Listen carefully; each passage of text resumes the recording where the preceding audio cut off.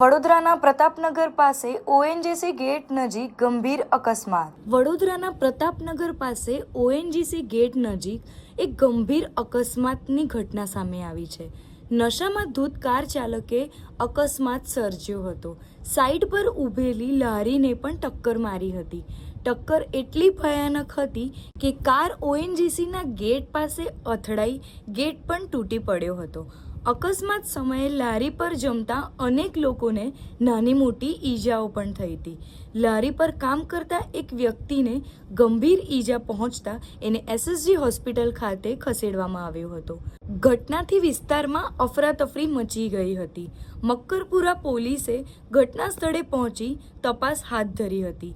Car ચાલક નશાની હાલતમાં હોવાની પ્રાથમિક માહિતી સામે આવી છે.